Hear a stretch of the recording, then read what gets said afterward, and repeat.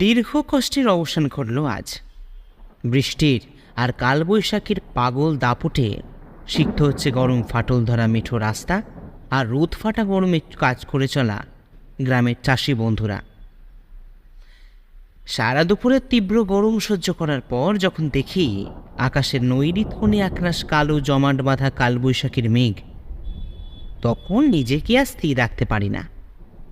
দত্তদের বাড়ি পেছনে ফেলে ধান জমির আল রাস্তা ধরে দড়ির মাঠের মাঝখানে, যেখানে পাশ দিয়ে চলে যাওয়া স্টিম ইঞ্জিনের রাস্তা, একটাই আশা, যদি একবার কোনো ট্রেন ওই জমাট কালো মেঘ সরিয়ে ইঞ্জিনের ধোঁয়া ছাড়তে ছাড়তে এগিয়ে যাবে গন্তব্যের দিকে, আর আমি প্রাণ ভরে দেখব তাকে।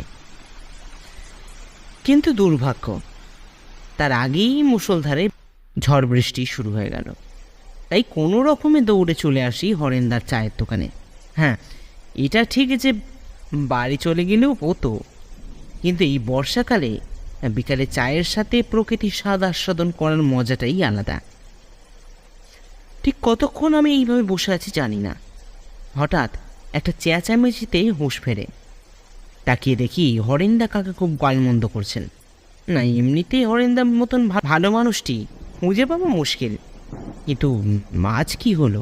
আমি সেদিকে উঠে গিয়ে দেখি একজন অপরিচিত ভদ্রলোকের ছাতা বন্ধ করার সময় জল ছিটকে গিয়ে পড়ে উনুনে, আর তার জন্যই এত সব কাণ্ড। সত্যি কত যে মানুষ এই পৃথিবীতে আছে তা আমার চিন্তারও অতীত। আবারও আমি নিজের জায়গায় গিয়ে বসি আর বাইরের অসাধারণ পরিবেশকে উপভোগ করতে থাকি। হঠাৎ পিছন থেকে একটা আওয়াজে মাথা ফিরিয়ে দেখি সেই ভদ্রলোক আমার দিকে ফিরে বলছেন, কি ভাইয়া, প্রকৃতি দেখছো নাকি? আমি মাথা ঘুরিয়ে তাকে বলি, হ্যাঁ। এবার ভদ্রলোক যা করলেন তার জন্য আমি একেবারেই রাজি ছিলাম না। তিনি নিজের জায়গা ছেড়ে এসে আমার সামনের বেঞ্চিতে এসে শটান বসে পড়লেন, একেবারে আমার চোখের সামনে। আমি একটু বিরক্ত হয়ে বলি, কি হলো মশাই, একেবারে আমার সামনে এসে বসলেন? ভদ্রলোক মুচকি এসে বলেন, আর চড়ছেন কেন মশাই? জায়গা ফাঁকা ছিল তাই এখানে এসে বসি। আমি আর কথা না বাড়িয়ে বাইরের দিকে তাকিয়ে থাকি। ভদ্রলোক বলেন, তোমার বয়সে আমিও কিন্তু ওরকম প্রকৃতিপ্রেমী ছিলাম, আর সত্যি বলতে কি এখনো আছি, কিন্তু কাজের চাপে আর সেইভাবে কিছু আর করে উঠতে পারি না। আমি ভদ্রতা রক্ষা করতে বলি, ও আচ্ছা, কী কাজ করেন? তিনি চারপাশে একবার তাকিয়ে এক অদ্ভুত ভঙ্গিতে বলেন, খুব গুপ্ত ব্যাপার ভাই, শুধু আপনাকেই বলছি, আমি একজন গোয়েন্দা। আমি তো যাকে বলে অবাক। ছোট থেকে ইচ্ছা ছিল যে কোনো গোয়েন্দার স্যাটেলমেন্ট হয়ে ঘুরে বেড়ানো। নিজের উৎসাহকে নিয়ন্ত্রণ করে বলি, আচ্ছা, গোয়েন্দা শখের বুঝি? ভদ্রলোক তার ডান পাটা চেয়ারে তুলে দোলাতে দোলাতে বলেন, শুরু যখন করি তখন শখ হিসাবেই করি, কিন্তু এখন সেটা পেশায় পরিবর্তন হয়েছে। তারপর দাঁত দিয়ে চিপ কেটে বলে, এই দেখেছেন, আপনার নামটাই তো জানা হলো না। আমি মৃদু হেসে বলি, আমি স্বনির্মল বোস, আর ওরফে আমি বালু। আর আপনি আমাকে আপনি না বলে তুমিও বলতে পারো। উফ, বাঁচালে ভাই। এই বলে নিজের ডান হাতটা আমার দিকে বাড়িয়ে দেন করমর্দনের জন্য। তারপর বলেন, আমার নাম প্রসাদ রুদ্র, তবে তুমি তো আমার ভাইয়ের মতন, তাই শুধু প্রসাদ দা। তবে কি জানো, কি? এখন আর এসব ভালো লাগে না, মনে হয় বাকি জীবনটা শান্তিতে কাটিয়ে দিই। আমি এবার নিজের কৌতূহল চাপতে না পেরে বলি, আচ্ছা, তুমি কি এখানেই, মানে এই গ্রামেতেই থাকো নাকি? আগে তো দেখিনি কখনো। প্রসাদদা চায়ের কাপে চুমুক দিয়ে বলে, আরে না না, একটা বিশেষ কাজে এখানে আসা। তবে এখানে আসার পর মনে হচ্ছে এখানে রয়েই যাই। এত সুন্দর গ্রাম, তার পরিবেশ, আর তোমাদের মতন মানুষের সংস্পর্শে আসছে, তোমাদের মতন গ্রামের মানুষদের প্রেমে পড়ে গেছি ভায়া। আমি আবার বাইরে তাকিয়ে দেখি সূর্যি মামা অস্তাচলে, কিন্তু বৃষ্টির তাপত কিন্তু একেবারেই কমেনি। আমার উদ্বিগ্নতা লক্ষ্য করে প্রসাদদা বলে, আরে এখন যেতে পারবে না ভাই, আর তাছাড়া তোমার বাড়ি কত দূরে? আমি বলি, বেশি দূরে নয়, ওই গ্রামের পূব দিকের জমিদার বাড়ির কাছে। আমার মুখের কথা শুনে তিনি কেমন একটা অন্যমনস্ক হয়ে গেলেন। আমি জিজ্ঞাসা করি, কি কি হলো প্রসাদদা, কোনো সমস্যা? না, সমস্যা ঠিক না, একটা কথা মনে পড়ে গেল বালু। আমি অবাক হয়ে জিজ্ঞাসা করি, কথা? কি কথা? প্রসাদদা একটা অদ্ভুত খ্যার খ্যারে আওয়াজে হেসে বললেন, তোদের জমিদার বাড়িতে বিজয় গন্ডগোল রে ভাই। গন্ডগোল? কিসের গন্ডগোল? সে অনেক কথা। বেশ, তো এখন তো বাড়ি ফিরতে পারছি না, তাহলে তোমার কাছে ঘটনাটাই শোনা যাক না। অনুরোধ করে তো দিলাম, কিন্তু প্রসাদদার মুখ দেখে মনে হয় না যে খুব একটা বলার ইচ্ছা আছে। তাই একটু চালাকি করেই বলি, মানে যদি তোমার অসুবিধা থাকে তাহলে থাক। ফের কি খেলছিস বেটা? এইসব চাল একসময় অনেক খেলেছি। বেশ, শোনাতে পারি, তবে তবে কি? এরপর প্রসাদদা হরেন্দার হাতে ভাজা গরম গরম বেগুনির দিকে তাকিয়ে বলে, এই বর্ষার সন্ধ্যায় গল্পের সঙ্গে ওই গরম বেগুনি থাকলে জমে যায় ব্যাপারটা, কি বলিস? আমি হেসে বলি, বেশ, দাঁড়াও নিয়ে আসছি। এই বলেই আমি হরেন্দার থেকে 4টে গরম বেগুনি নিয়ে এসে আমাদের টেবিলের ওপর রাখি। প্রসাদদা একটা বেগুনি তুলে তার আদ্যপান্ত ভালো করে দেখে একটা মস্ত বড় কামড় দিয়ে গল্প বলতে শুরু করে। গত পরশু থেকে আমি এই মুখার্জি ভেলায় আছি। না, শুধু ঘুরতে আমি আসিনি, বা বলতে পারিস ওদের কাউকেও আমি চিনি না। কলকাতা শহরে আমার বাস, আর ওখানেই আমার মানুষ, ওখানেই থাকি। কিন্তু গত 3 দিন আগে বর্তমান জমিদারের পুত্র শ্রীমান অলোক মুখার্জি কলকাতায় যান আমার সাথে দেখা করার জন্য। বাবা, তিনি তো শুনেছি খুব গম্ভীর মানুষ গো, সবার সঙ্গে কথা বলেন না, হুট করে তোমার কাছে। বিপদে পড়লে বাক্যেও নিরীহ জীবীর সাহায্য নিতে হয় রে বালু। সাহায্য? কিসের সাহায্য? এইখানেই তো আসল খেলা। সেদিন সকালবেলা সংবাদপত্র নিয়ে বসে আছি, হঠাৎ দরজার কলিং বেলটা বেজে উঠল। খুলে দেখি এক মাঝবয়স্ক ভদ্রলোক দরজার সামনে ধুতি পাঞ্জাবি পরে দাঁড়িয়ে আছেন। মাথা চুল ব্যাকব্রাশ, চোখে কালো প্রেমের চশমা, একটা সুন্দর শাল বাম কাঁধের ওপর ফেলা। দেখে আভিজাত্যের চিহ্ন স্পষ্ট বোঝা যায়। আমি তাকে জিজ্ঞাসা করি, কাকে চাই? ভদ্রলোক আমাকে বলেন, আসলে আমি মিস্টার রুদ্রর কাছে খুব দরকারে এসেছি। নমস্কার, আমি প্রসাদ রুদ্র। আসুন, ভেতরে আসুন। সোফাতে বসানোর পর আমি জিজ্ঞাসা করি, কি ব্যাপার, খুলে বলুন তো। অলোকবাবু রুমাল দিয়ে ঘাম মুছে বলেন, আমার নাম অলোক মুখার্জি, হুগলির বোরলে আমি থাকি। আমার বাবা হলেন সেখানকার বর্তমান জমিদার রুদ্র নারায়ণ মুখার্জি। তার প্রতাপ আর প্রতিপত্তির কাছে আমি কিচ্ছু নয়। বেশ, বুঝলাম, কিন্তু আমি কি করতে পারি? বলছি মিস্টার রুদ্র, বলছি, আসলে আমার বাবা মশাই আমাকে আপনার কাছে একটা সাহায্য চাইবার জন্য পাঠান। সাহায্য? কিসের সাহায্য? আসলে গত কিছুদিন থেকে আমার বাবা মশাই খুব চিন্তিত। আমাদের বাড়ির পেছনের দিকে একটা পুরো ভাঙা মন্দির আছে, আর সেই মন্দিরে বাস করতেন এক পাগল মহিলা। গ্রামের সবাই এটা জানে। আর সত্যি বলতে কি, বাবা মশাইও তাকে থাকতে নিষেধ করেননি কোনোদিন।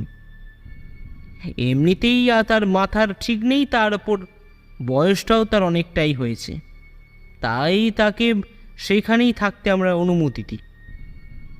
সময় করে দুবেলা খাবারও পাঠানোর ব্যবস্থা করা হয়। কিন্তু কিসের কিন্তু, অলোকবাবু? আসলে গত 2 দিন আগে ওই ভদ্রমহিলা মারা যান। তা আমি তো এটা শুনে একটা দীর্ঘশ্বাস ছেড়ে বলি, কিন্তু কিন্তু আমি এটা বুঝতে পারছি না, এতে আমি কি করতে পারি? পারেন মিস্টার রুদ্র, পারেন। আসলে যখন আমরা এই মন্দির থেকে ওই পাগলির মৃতদেহ উদ্ধার করি, তখন তার একটা জিনিস থেকে ভারী অদ্ভুত আমরা অবাক হয়ে পড়ি। কি জিনিস? স্বর্ণ মুদ্রা মিস্টার রুদ্র। মানে? হ্যাঁ, মানে সেটাই তো সবচেয়ে বড় প্রশ্ন হলো, ওই ভাঙা মন্দিরে ওই মহিলা কোথা থেকে স্বর্ণ মুদ্রা পেলেন? ওখানে কি কোনো লুকোনো? না না, একেবারেই নয়। কোনো গুপ্তধনী আমাদের নেই মিস্টার রুদ্র, কারণ ওখানে বহুবার তল্লাশি করা হয়েওছে, কিন্তু কিচ্ছু পাওয়া যায়নি। বাড়ি স্ট্রেঞ্জ ব্যাপার তো। হ্যাঁ প্রসাদবাবু, আর এই জন্যই আপনার কাছে ছুটে আসা, যদি বিষয়টা তদারকি করে আপনি যদি কোনো সুরাহা করতে পারেন। আচ্ছা, গ্রামের লোকেরা কিছু জানে নাকি? একেবারেই নয় মিস্টার রুদ্র, কারণ বুঝতেই পারছেন গ্রামের ব্যাপার, একবার বিষয়টা রুটে যেতে শুরু করলে কেলেঙ্কারি হয়ে যাবে। তা আমি তো কিছুক্ষণ ভাবলাম, তারপর সিধে এখানে চলে আসি। কিন্তু মুশকিল হলো এখনো সেইভাবেই। আমি এবার প্রসাদদাকে জিজ্ঞাসা করি, কিন্তু আমাকে এত কথা বললে কেন? আমিও তো ওই একই গ্রামের ছেলে। রুদ্রতা একটা ধারালো হাসি এসে পড়ে, তোর মধ্যে একটা গোয়েন্দা গোয়েন্দা ব্যাপার আছে, কিন্তু আমি দূর থেকে লক্ষ্য করেছি, তাই বলতে পারিস বলেছিলাম। তো এরপর কি করবে ভাবছো প্রসাদদা? এবার প্রসাদদা মাথার উপর হাত রেখে বলে, আপাতত বাড়ি যাব, কাল ঠিক বিকালে মতিঝিলের বাসে চলে আসিস, দেখা হবে। এই বলে সে বেরিয়ে পড়ে। বৃষ্টি ধরে গেছে দেখে আমিও বেরিয়ে পড়ি বাড়ির উদ্দেশ্যে।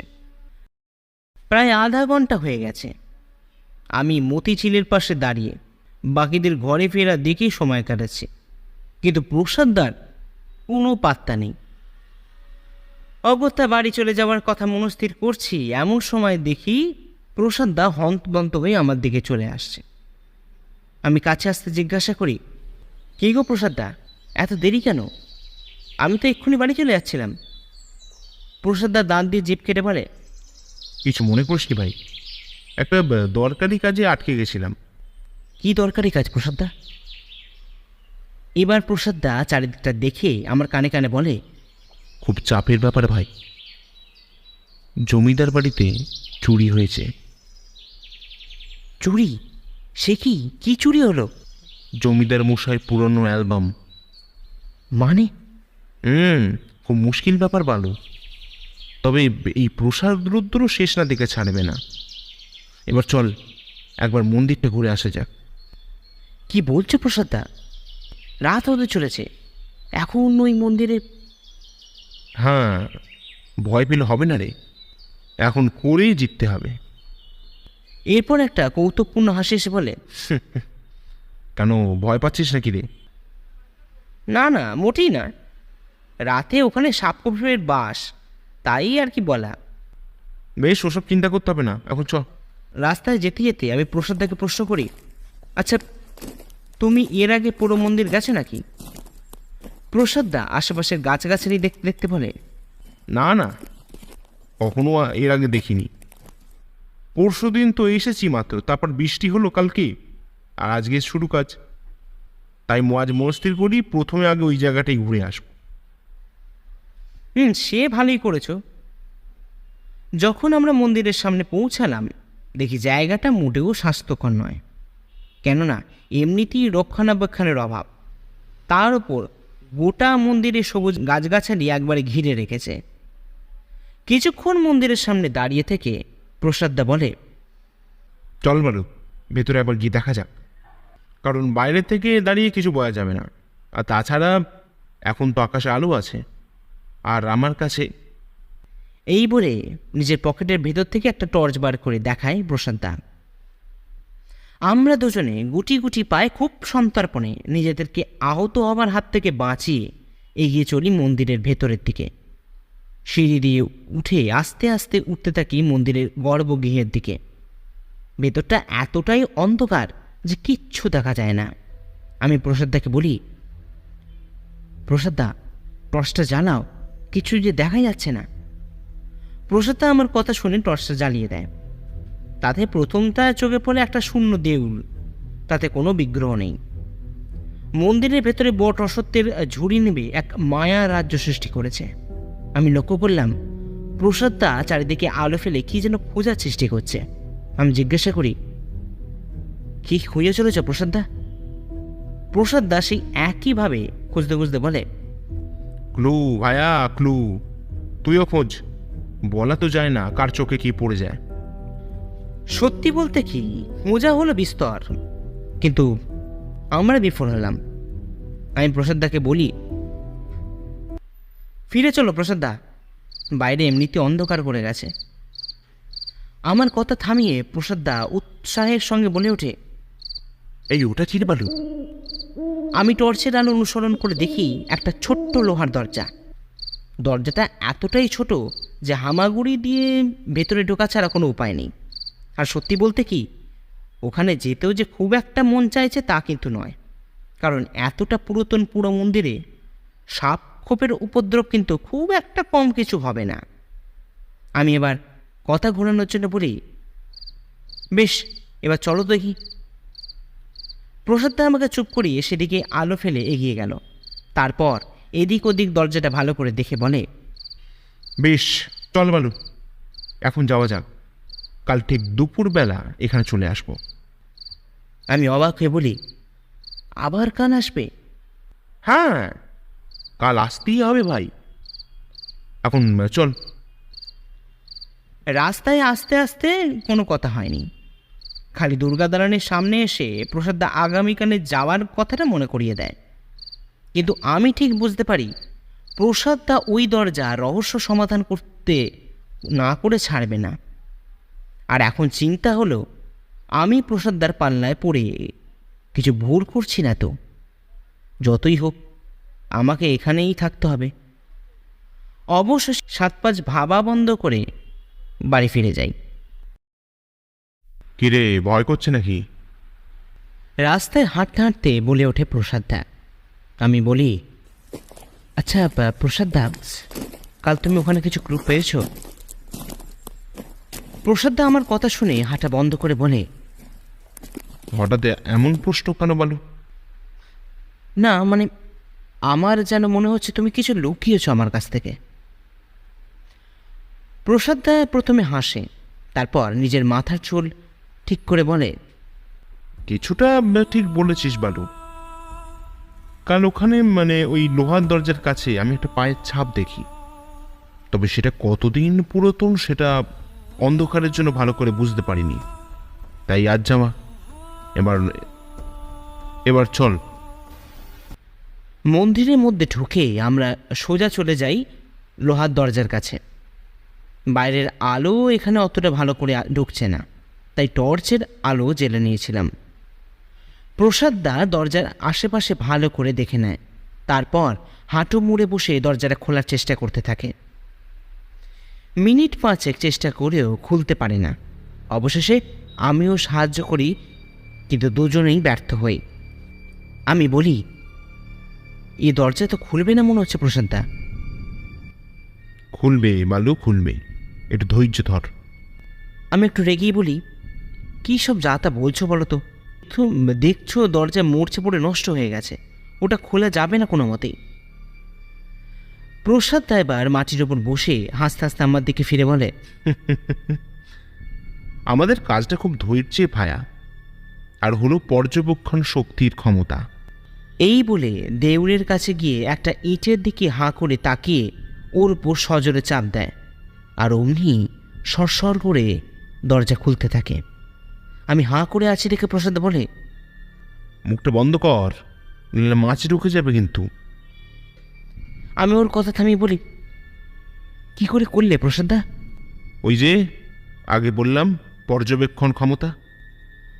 জুতোর ছাপটা অনুসরণ করতেই দরজার খোলার পথ পেলাম। তারপর মগজাস্ত্র। এবার চল, ঢুকে দেখা যাক। কিন্তু প্রসাদদা, এখানে যখন পায়ের ছাপ আছে তার মানে ভেতরে কিন্তু মানুষের প্রবেশ আছে। আমরা ভেতরে ঢুকলে যদি কেউ চলে আসে তখন তো বিপদে পড়তে পারি। দেখ, তোর কথাটা ফেলে দেওয়ার মতন নয়, কিন্তু ভয় পেলে তো চলবে না ভাই।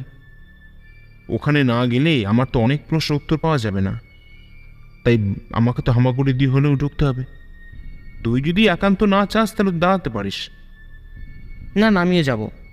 এখানে একা দাঁড়িয়ে থাকতে আমি এমনিও পারবো না, তার চেয়ে বরং তোমার সঙ্গেই যাই। বেশ, তাহলে চলে আয়। আমরা দুজন হাঁটুর ওপর ভর দিয়ে আস্তে আস্তে দরজা পেরিয়ে একটা ঘরের মধ্যে প্রবেশ করি। টর্চের আলোয় যা দেখা যাচ্ছে তাতে তেমন কিছু লাগছে না। প্রসাদ এদিক ওদিক খুঁটিয়ে চারদিক দেখতে লাগলো। আমি ওর পেছন পেছন যেতে লাগলাম। ঘরটায় তেমন কিছু আছে বলে তো মনে হয় না। অন্ধকার, স্যাঁতস্যাঁতে আর একটা তীব্র ঝাঁঝালো গন্ধ রয়েছে ঘরের ভেতর। আমি প্রসাদদাকে বলি, এখানে তো কিছুই নেই প্রসাদদা, চলো ফিরে যাই। প্রসাদদা একইভাবে চারদিকে খুঁজতে খুঁজতে বলে, তাই তো দেখছি ভাইয়া। আর কিছু বলবে তার আগেই একটা চিৎকার শুনতে পেলাম। আমি চারিদিকে টর্চের আলো ফেলতে দেখি প্রসাদদা কোথাও নেই। কোথায় গেল প্রসাদদা? আমি কি স্বপ্ন দেখছি নাকি? কি করব কিচ্ছু বুঝতে পারছি না। তাই তাড়াতাড়ি অন্ধকারের মধ্যে কোনো রকমে দৌড়ে দুবার পড়ে গিয়ে কোনো রকমে নিজেকে সামনে নিয়ে হামাগুড়ি দিয়ে বাইরে বেরিয়ে সিঁড়ে চলে যাই মন্দিরের সিংহদুয়ারের কাছে। কিন্তু হঠাৎ মাথার উপর কিছু সজোরে একটা আঘাতে জ্ঞান হারাই। যখন জ্ঞান ফেরে চোখ খুলে দেখি চারিদিকে অন্ধকার, মানে রাত হয়ে গেছে। আমার সামনে প্রসাদদা একটা পাথরে হেলান দিয়ে বসে আমাকে দেখে হাসছে। আমি তাড়াতাড়ি উঠতে যাব, দেখি আমার হাত পা দড়ি দিয়ে শক্ত করে বাঁধা। আমি প্রসাদদাকে কিছু জিজ্ঞাসা করতে যাব, অমনি আমার কথা থামিয়ে সে বলে, একটাও কথা নয় বালু। কিন্তু আমি কোথায়? সেটা বলতে পারবো না, তবে আমরা যে কোনো ট্র্যাপে পড়ে গেছি সেটা তোকে বলতেই পারি। হাস্য প্রসাদদা, আর আমি ট্র্যাপটাই বা কিসের? এত শত প্রশ্নের উত্তর আমার কাছে নেই বালু, কারণ এই বলে সে তার দড়ি দিয়ে বাঁধা হাতটা দেখায়। আমি বলি, আচ্ছা, মুখে করে আমরা দড়িটা তো খুলে ফেলতে পারি। আরে পাগল, তাহলে তো অপরাধী কি সেটা জানাই যাবে না, যার জন্য এত সমস্যা, এত কিছু গন্ডগোল। আমি কোনো রকমে সিধে হয়ে বসি, কিন্তু মাথার পেছনে একটা যন্ত্রণা। প্রসাদদা এবার আমার দিকে ঝুঁকে পড়ে বলে, এরপর যা যা ঘটবে সেই বিষয়ে আমি কিছু জানি না, তবে কেউ যদি তোকে পরিচয় জানতে চায় বলবি ভুল করে মন্দিরে চলে এসেছিস। ভুলেও আমাকে যে চিনিস সেটা কিন্তু বলবি না। আমি মাথা নাড়িয়ে সম্মতি জানালাম। হঠাৎ কতগুলো পায়ের শব্দ আমাদের তন্দ্রা সজাগ হলো। প্রসাদদা আমাকে ইশারা করে চুপ করতে বলে। প্রসাদ বাবু, খুব কষ্ট হচ্ছে না? রাতের নিস্তব্ধতাকে সরিয়ে একটা গলার আওয়াজ পেলাম। দেখি একজন বয়স্ক ভদ্রলোক ও খানতিনেক লোক আমাদের দিকে এগিয়ে আসছেন। প্রসাদদা বলে, না না, কষ্ট কিসের, আপনার আতিথেয়তায় আমি ভালোই আছি। এবার ভদ্রলোক আমার সামনে বসে আমার গাল চেপে বলেন, তুমি নয় ভালো আছো প্রসাদ, কিন্তু মিচিমিচি সুবোধ বালককে কেন জড়িয়ে ফেললে বলো তো? আপনি ভুল করছেন রুদ্রনারায়ণ বাবু, ওকে আমি চিনি না। এই নামটা শোনার পরেই আমার মাথায় যেন বাজ পড়ল। আমি যেন জ্ঞান শূন্য হয়ে যেতে লাগলাম। আমার মাথা তখন কিচ্ছু কাজ করছে না। রুদ্রনারায়ণ বলেন, তাই বুঝি? বেশ, তাহলে এর আগে বলিদানটা হোক। এদিকে রুদ্রনারায়ণের মুখ ঘোরাতেই প্রসাদ আমাকে চোখের ইশারায় ওর সেখানে কথাগুলো বলার জন্য বলে। আমি রুদ্রনারায়ণকে বলি, আমাকে ছেড়ে দিন জমিদার মশাই, আমি এই পোড়ো মন্দিরে খালি দেখতে এসেছিলাম, আমি ওকে চিনি না, আমি কিচ্ছু জানি না। রুদ্রনারায়ণ বলেন, আর কিছু জানতেও হবে না তোমায়। তোমাকে মারার পর তোমার এই নিথর দেহটা ওই মন্দিরেই পুঁতে দেব। এরপর আমার আর কিছু মনে নেই, খালি ওরা চোখ বন্ধ করার আগে প্রসাদ তার ঠোঁটের থাকা রহস্যময় হাসি ছাড়া আর কিছুই মনে নেই। আবারও আসিব ফিরে ধান সিটির তীরে এই বাংলায়। তুমি কি সত্যি সত্যি চলে যাবে প্রসাদদা? আর কি উপায় বল? না মানে 2 দিন তো থাকতেই পারতে। না রে ভাই, সেটা সম্ভব নয়। কলকাতা ফিরে আবার নতুন কেসের ওপর হাত দিতে হবে, নতুন রহস্যের খোঁজ করতে বেরোতে হবে ভাই। আমরা এখন গ্রামের শেষ প্রান্তের আমার পছন্দের দিঘির পাশে দাঁড়িয়ে। মেঘ করলে যেখানে না এসে আমি থাকতে পারি না। প্রসাদদাকে আগে বলেছিলাম, তাই তার স্বাদ হয়েছে জায়গাটা দেখার জন্য। আজ রাতে ট্রেনেই সে কলকাতা ফিরে যাচ্ছে, তাই যাওয়ার আগে এই আমাদের শেষ দেখা। প্রসাদদা দূরে আকাশে জমে থাকা মেঘের দিকে তাকিয়ে বলে, এটাই বাস্তব ভায়া। তবে তুই যে কোনো দিন চলে আসতে পারিস আমার কলকাতার বাড়িতে। এবার আমার মুখের দিকে তাকিয়ে বলে, সঙ্গী হিসাবে তোর জুড়ি মেলা ভার বালু, তোর এই নিঃসঙ্গতাকে সঙ্গী করে রাখবো যতদিন না তুই আমার কাছে যাচ্ছিস। কি যে বলো প্রসাদদা, আমি গ্রামের সাধারণ ছেলে। এরপর আমি সিধে হয়ে জিজ্ঞাসা করি, কিন্তু মুশকিলটা হলো অন্য জায়গায়। মুশকিল? কিসের মুশকিল? মানে বাকি ঘটনাটাই তো শোনা হলো না। সেই সব তুই এখনো মনে রেখেছিস নাকি? যা বাবা, মনে রাখবো না? কত ঘটনা, কত যুদ্ধ, তার পরিণত কী হলো সেটা জানতে হবে না? জানতে তো হবেই। তবে একটা প্রশ্নের উত্তর দে তো। বেশ তো, বলো না। রুদ্রনারায়ণকে তুই আগে দেখিসনি? না না, এমনিতেই উনি বেশি বেরোন না, তার ওপর আমি ওদের ওই দিকটা খুব একটা যাইও না।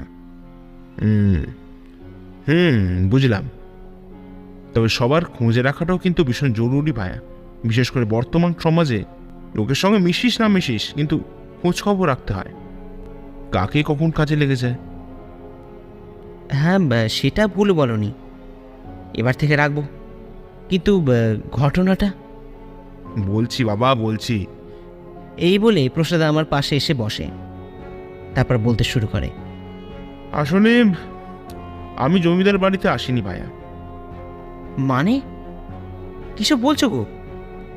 একদম সত্যি কথা বলছি। আমি থাকতাম দক্ষিণে, মানে গ্রামের দক্ষিণে একটা বাড়ি ভাড়া নিয়ে। কিন্তু কেন? আর মিথ্যে কথাটা বললি বা কেন? আসলে আমি কলকাতা গোয়েন্দা বিভাগে কর্মী, আর সেখানকার একটা কেস নিয়ে আমি এখানে আসি। কেস? কোন কেস প্রসাদদা? ওই যে রুদ্রনারায়ণের। কিন্তু উনি তো আমাদের মারতে চাইলেন কেন? সেইখানেই তো আসল খেলা ভায়া। আসলে উনি একটা বেআইনি কারবার চালাচ্ছিলেন, সেটা ধরা যাচ্ছিল না। আমাদের এক সহকর্মী এখানে এসে তা তদন্ত করেন, কিন্তু তদন্ত শেষে তার কিছু খোঁজ পাওয়া যায় না। পরে জানা যায় তিনি মারা গেছেন। আমি বলি, সহকর্মী? কে সে? দূর পাগল, এক মহিলা গোয়েন্দা অফিসার আসেন, কিন্তু তাকে ওই রুদ্রনারায়ণের হাতে প্রাণ হারাতে হয়। তুমি কবেকার কথা বলছো বলো তো? প্রসাদদা এবার আমার মাথায় গাঁটটা দিয়ে বলে, পাগলির কথা মনে নেই? হ্যাঁ, কেন মনে থাকবে না? উনিই ছিলেন। কি বলছো? কিন্তু পাগলি হিসেবে কেন? আসলে আমাদের কাছে খবর আসে যে এইখানে কিছু গন্ডগোল হয়েছে, মানে তোদের গ্রামে, মানে ওই সমাজবিরোধী কাজকর্ম আর কি। আর তার সাথে রুদ্রনারায়ণের একটা যোগ থাকলেও থাকতে পারে। কিন্তু সেই খবর বার করতে এসে বেগরে প্রাণ হারান আমাদের সহকর্মী। তাই আবারও ওই কেসের দায়িত্ব এসে পড়ে আমার কাঁধে। আর আমি সেই অনুযায়ী অনুসন্ধান চালাতে থাকি। কিন্তু প্রসাদদা, তুমি আমাকে হরেন্দার দোকানে যে সমস্ত কথাগুলো বলেছিলে সেটা তাহলে?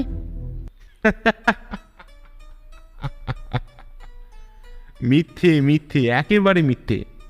না অলোক মুখার্জি আমার কাছে গেছিল, না আমি তাকে চিনি। আসলে আমার একজন গ্রামের ছেলের দরকার ছিল, যাতে তার সাথে ঘুরে বেড়ালে লোকে আমাকে সন্দেহ করবে না, আর সেটাই হলো। আর ওই মুদ্রার ব্যাপারটা, মানে স্বর্ণ মুদ্রার ব্যাপারটা? ওটা হয়তো দেখ রুদ্রনারায়ণের একটা রটাতে চেয়েছিলেন, তাই ওই নাটক। আমি অবাক হয়ে বলি, কিন্তু শেষে তো তুমি ধরা পড়ে গেলে প্রসাদদা। ধরা পড়লাম না, ঠিকই বলেছিস, কিন্তু সবকটাই যে আমার সাজানো প্ল্যান ভায়া। আমি সুন্দর করে ঘুটি সাজিয়ে রাখি, আর রুদ্রনারায়ণ সেই ফাঁদে এসে পা দেন। বুঝলি, এখন চল, যেতে হবে তো। সত্যি চলে যাবে প্রসাদদা? প্রসাদদা এবার আমার কাঁধে হাত রেখে বলে, মাঝে মাঝে হারিয়ে যেতে হয় ভায়া, নতুন করে নতুন ইচ্ছা নিয়ে আবার ফিরে আসার জন্য। তাই কখনো বিদায় বলো না ভায়া। এই বলে সামনে আলের রাস্তা দিয়ে এগিয়ে চলে প্রসাদদা। সে শুধু একটা কেসের সমস্যার সমাধান করতেই আসেনি, হয়েছে আমার মনের মতন একাকী সঙ্গীর সঙ্গী। আমি দেখছি প্রসাদদা আস্তে আস্তে আকাশে জমে থাকা ঘন ঘন কালো অন্ধকারের মধ্যে মিশে যাচ্ছে, কিন্তু আমি জানি সে পারবে ওই তমসার মধ্যে প্রদীপের আলো জ্বালিয়ে রাখতে। বাইরে বৃষ্টির ধারা সিক্ত মাটিকে স্পর্শ করার আগেই লবণাক্ত অশ্রুধারা বয়ে চলেছে আমার চোখ থেকে। তবে আমার মন ঠিক জানে শেষ হইল না শেষ।